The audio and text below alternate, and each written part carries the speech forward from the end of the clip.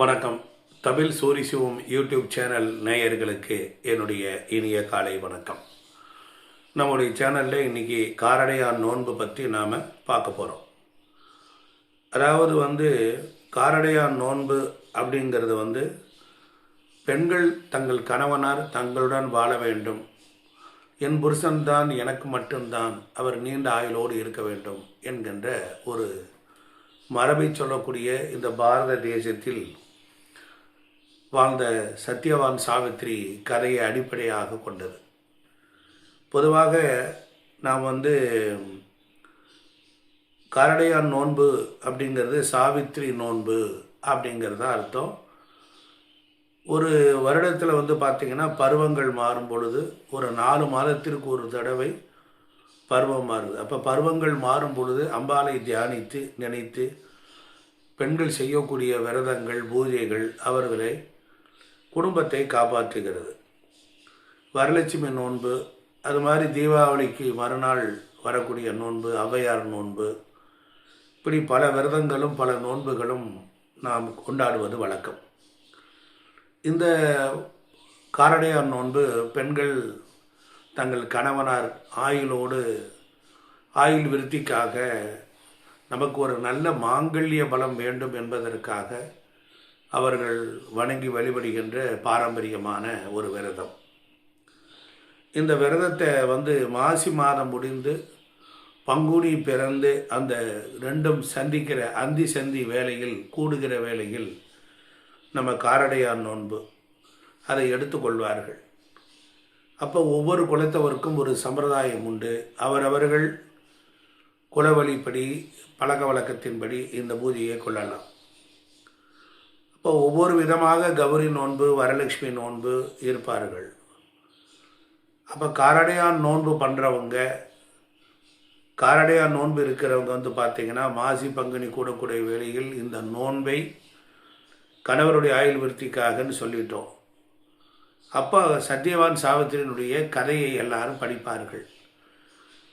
நம்முடைய புராணங்களிலும் சரி, சைவ சித்தாந்தங்களிலும் சரி, யார் ஒருவர் அற்புதமான தெய்வீக கதையை படித்தாலும் பிறர் சொல்ல கேட்டாலும் அவர்கள் பாவம் விலகுகிறது, அவர்கள் பூஜை சித்தியாகிறது என்கிற ஒரு வரத்தை இறைவனிடத்திலே கேட்டு பெற்றிருக்கிறார்கள்.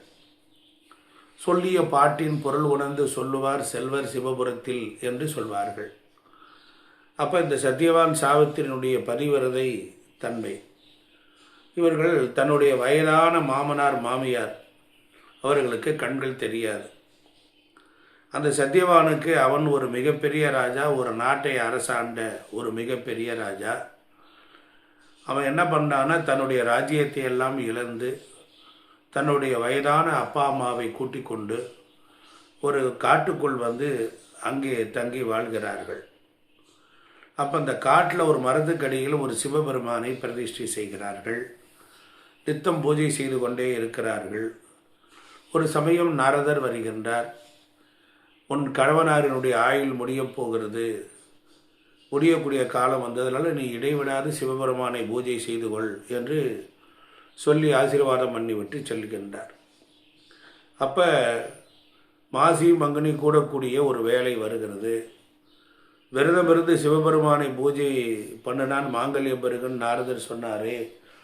அப்போ சாவித்திரி என்ன பண்ணுறாள், அவள் ஒரு பதிவிரதையாக இருக்கிறதுனால தன்னுடைய கணவனாரினுடைய ஆயுள் முடிய போகுது அப்படிங்கிறதே அவளுக்கும் தெரியுது. பொதுவாக பெண்கள் ஒரு வீட்டில் இருக்கக்கூடியவர்களுக்கு யாராவது வெளியிலிருந்து வரக்கூடிய ஆண்களோ பெண்களையோ பார்த்தால் அவன் நன்றாக இல்லை, அவன் சரியில்லை, அவன் கெட்டவன் மோசமானவன் என்று கணிக்கக்கூடிய ஆற்றல் உண்டு. அதெல்லாம் அவர்களுடைய பதிவிரதை தன்மையிலிருந்து நாம் தெரிந்து கொண்ட விஷயம். அப்போ என்ன பண்ணுறா, கணவனாரினுடைய ஆயுள் முடிய போகிற நேரம் வருகிறது. யமதூதர்கள் வருகிறார்கள்.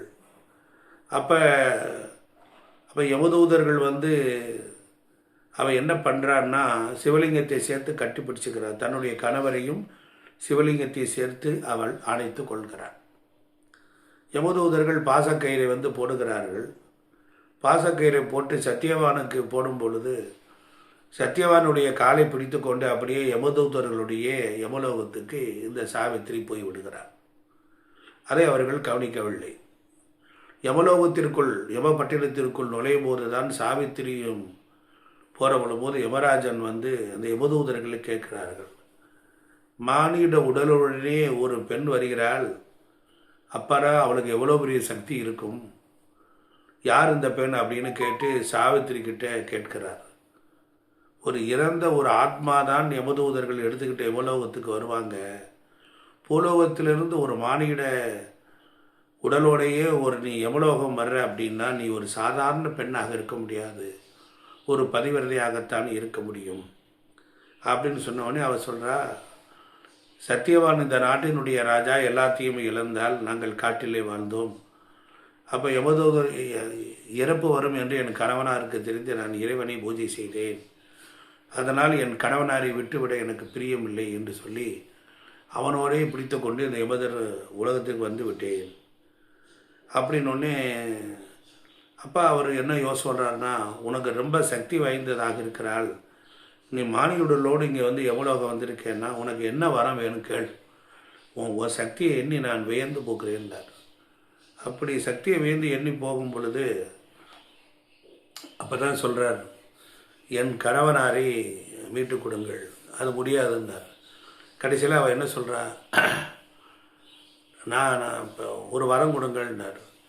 நானும் என் கணவனார் எனக்கு குழந்தைகள் பிறந்து பேர குழந்தைகள்லாம் பிறந்து வளர்ந்து அது மடியில் கிடப்பதை நான் பார்க்க வேண்டும் என்றார். அவ்வளோ பதிவிரதை. யமதர்மராஜன் அப்படியே ஆகட்டும் என்று சொல்லிவிட்டு சிந்திக்கிறான், இவளுக்கு பேர குழந்தைகளை எல்லாம் மடியில் வைக்க வேண்டும் என்று சொன்னால் அப்போ கணவனாரோடு கூடினால் அவர்களுக்கு பிள்ளைகள் பிறந்து அந்த பிள்ளைகளை வளர்ந்து ஆளாகி அவர்களுக்கு திருமணம் செய்தால் அப்படித்தானே பிள்ளை பிறக்கும். அப்போ எந்த வகையிலாவது பார்த்தால் சத்தியவானை உனக்கு நாம் திருப்பித்தான் தர வேண்டும் என்று எண்ணி அவளுடைய பதிவிரதைத்தனம், அவளுடைய சிவபக்தி, அவளுடைய ஒழுக்கம், அவளுடைய தன்மையிலெல்லாம் எரிந்து கொண்டு அவளுக்கு அந்த வரம் கொடுத்தபடியே சத்தியவானை அனுப்பிவிடுகிறார். இதுதான் இந்த கதை. இந்த காரடையான் நோன்பு என்பது காட்டிலே அவர்கள் இருந்ததினால கார அரிசியினாலே கொஞ்சம் வெல்லம் சேர்த்து இனிப்பு சேர்த்து வைப்பார்கள். காரடையான் நோன்பில் வந்து மங்கள சூத்திரம், அதாவது கயிறு கட்டுவார்கள்.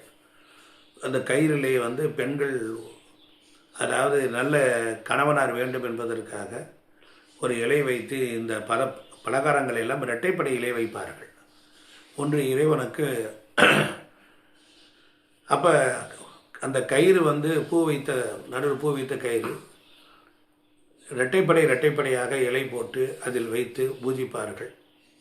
பூஜித்த பிறகு அதை எடுத்து ஒன்று கணவனாருக்கு அந்த பதார்த்தத்தை ஒன்று தருவார்கள், இன்னொன்று இந்த பெண்கள் சாப்பிடுவார்கள். இந்த கயிறை கட்டிக்கொள்வார்கள். கணவன் நீண்ட ஆயுளோடு இருக்க வேண்டும், கணவன் என்னுடன் சேர்ந்து வாழ வேண்டும் என்கிற இந்த மாதிரியான வழிபாடு பக்தி எல்லாம் நாம் செய்கின்ற பொழுது நன்மை. அதில் ஒரு பகுதி, ஒரு துண்டை எடுத்து பசுமாட்டுக்கு கொடுப்பார்கள். ஒருவேளை இந்த வீட்டில் வைத்து பூஜை பண்ண முடியாது என்று சொன்னால் பூஜிக்கின்ற இடங்களில் போய் பெண்கள் சேர்ந்து அந்த வழிபாட்டில் கயிறை எடுத்து நாம் கட்டிக்கொள்ளலாம். இப்படி செய்வதனால் கணவனாரினுடைய ஆயுள் நீடிக்கிறது. ஒவ்வொரு வருடமும் இந்த மாதிரி பூஜை செய்கிற பொழுது கணவன் மனைவிக்குள்ளோர ஒரு அந்யோன்யம் பெறுகிறது.